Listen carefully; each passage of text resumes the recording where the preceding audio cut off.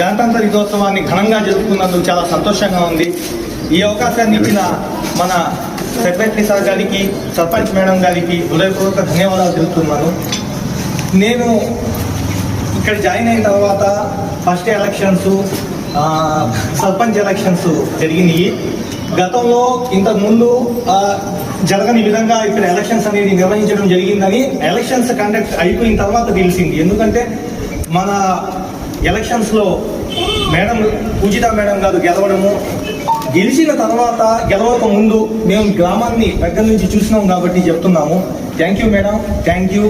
ఎందుకంటే మినగల్లు గ్రామానికి వచ్చేటప్పుడు అక్కడ స్టార్ట్ అయ్యే చెట్ల దగ్గర నుంచి నేను గమనించినాను కాబట్టి చెప్తున్నాను. ఊరిని డెవలప్ చేయడంలో ఒక చదువుకున్న మీ విజ్ఞతను చూపిస్తూ ఊరిని ఒక పద్ధతిగా, ప్రణాళికగా డెవలప్ చేయడంలో మీరు చాలా బాగా డెవలప్ చేశారు మేడం. అదేవిధంగా ఇసుక రీచుల్లో జరిగిన ఇబ్బందులను కూడా మీరు చాలా ధైర్యంగా ఎదుర్కొన్నారు. అవన్నీ మేము మర్చిపోము.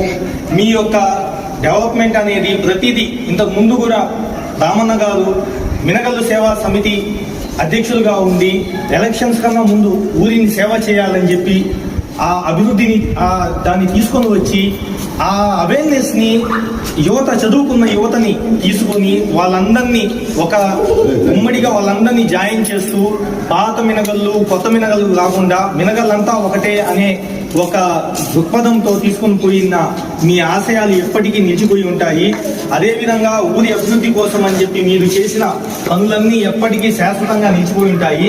ఇప్పుడు ఈ భావోద్వేగితమైన ప్రసంగం ఎందుకు జరుగుతుందంటే, మీరు ఎప్పుడైతే 5 సంవత్సరాలు కంప్లీట్ అయిపోయింది అనగానే మాకు చాలా అప్పుడే 5 సంవత్సరాలు అయిపోయిందా అని అనిపించింది. అందువల్ల అవన్నీ ఒకసారి గుర్తు చేసుకుంటా ఉన్నాను.